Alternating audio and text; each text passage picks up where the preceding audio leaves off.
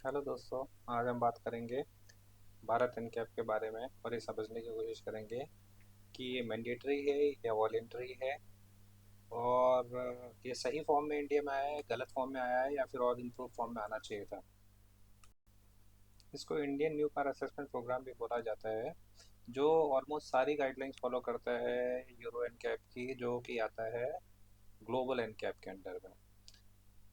समझने वाली बात ये है कि ग्लोबल एनकैप की अगर हम बात करते हैं तो बहुत सारी डेवलप कंट्रीज ऐसी है जहाँ पे ग्लोबल एनकैप के हिसाब से रेटिंग कम से कम 4 या 5 जो है वो मैंडेटरी है। जैसा कि आप इस वीडियो में देख पा रहे हैं कि गाड़ियों की टेस्टिंग के लिए कई तरीके से गाड़ियों का टेस्टिंग होती है। पहले 56 की स्पीड थी, अभी 64 किलोमीटर पर आवर की स्पीड में गाड़ियों को फ्रंटल, साइड इम्पैक्ट, एक्सीडेंट कराते हैं, और उसमें जो रियल लाइफ डमीज यूज़ करते हैं जो ऑलमोस्ट रिप्रेजेंट करते हैं ह्यूमन बॉडीज़ की, एडल्ट एंड चाइल्ड्रन के हिसाब से। उसके बाद उनकी रेटिंग्स डिक्लेयर की जाती है कि क्या सिवियरिटी है उस एक्सीडेंट की।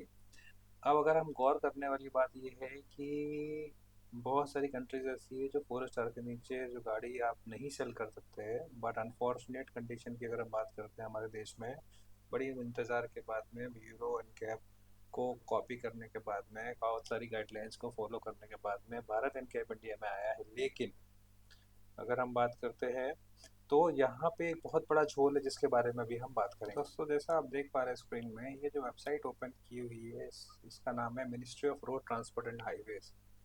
और इन्हीं की डेटा की अगर हम बात करते हैं तो लास्ट का डेटा जो अवेलेबल है 2022 का अवेलेबल है। उसके अकॉर्डिंगली एक मैं ऐसा फैक्ट बताऊंगा जिससे आपको समझ में आएगा कि जिस भी फॉर्म में भारत इनकैप है वो गलत तरीके से आया है। ये मैंडेटरी होना ज़रूरी है।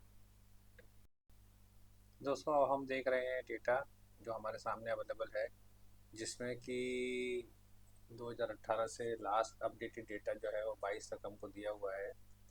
जिसमें कि अगर हम बात करते हैं कि 22 के डेटा में टोटल एक्सीडेंट्स हुए हैं, आपकी स्क्रीन में देख पा रहे हैं, और उसमें जो टोटल जाने गई हैं वो भी डेट संख्या दी हुई है।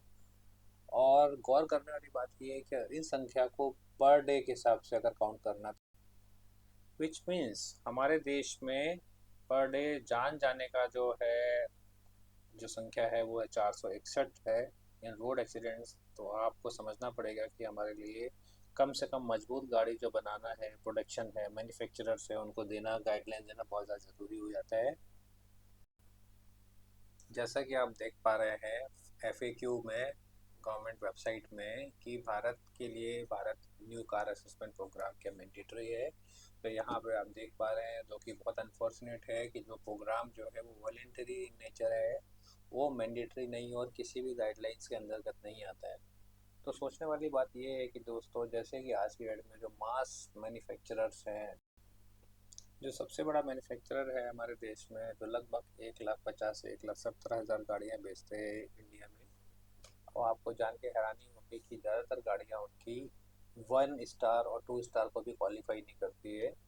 तो आपका क्या सोचना है, ये कमेंट करके ज़रूर बताइए कि हमारे देश में ये चीज़ मैंडेटरी होनी चाहिए कि नहीं होनी चाहिए, जो नंबर ऑफ एक्सीडेंट्स है और जिसमें जाने वाली जो जाने हैं उनको कंसिडर करते हुए। मिलते हैं हम लोग नेक्स्ट वीडियो में। Thank you.